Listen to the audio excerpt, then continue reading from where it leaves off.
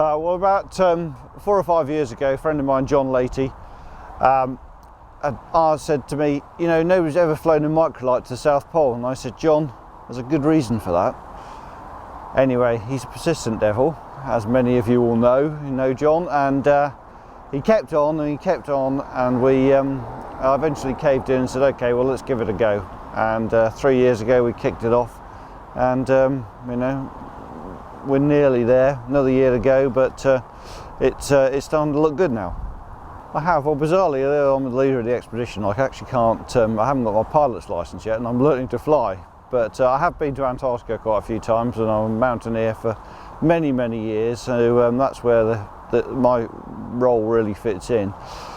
But the flying, I thought it was fantastic. I was really taken to it.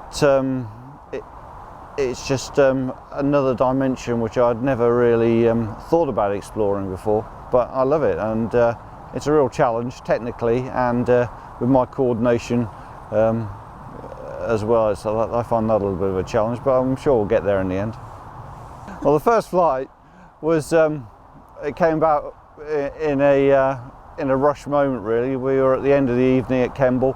Everybody else had been up, and I was hanging around, and Mike Oakley, who was the instructor there, said, well, I've got one more slot, and the person that was due wasn't able to fly, so I went in. So it was a bit of a surprise, but it was fantastic. Beautiful evening, nice and warm, clear, and we had a lovely flight around the Cotswolds, and I thoroughly enjoyed it.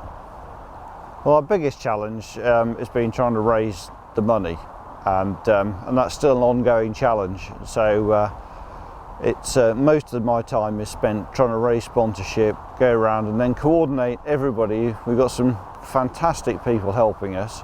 I've never ceased to be amazed by how much people are willing to give and help the trip. But it's trying to coordinate all the bits going together, and thank God for the internet and mobile phones, otherwise we wouldn't be able to do that. But yeah, it's trying to keep all the moving parts going in roughly the same direction at the same time.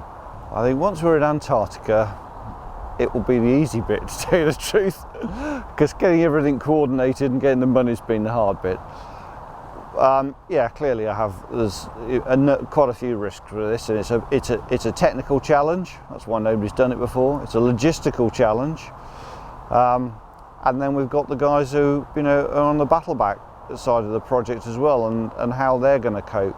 So yeah, there are a whole host of worries, but I think what we're endeavouring to do is to make sure we're as well prepared as we can be and minimise those risks. So when we get there, hopefully it won't be straightforward and there will be problems, but we're going to be able to overcome those in a reasonable manner. We've got a great team, some fantastic people on it, and that's not just the teams going to Antarctica, that's the wider team who's supporting us as well.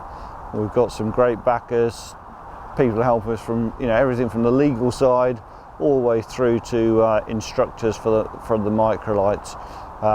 Great team, and in terms of the guys from the battleback side of things, yeah, they're fantastic. I never cease to be amazed by their enthusiasm and what they can do despite their disabilities. They're awesome and quite an inspiration.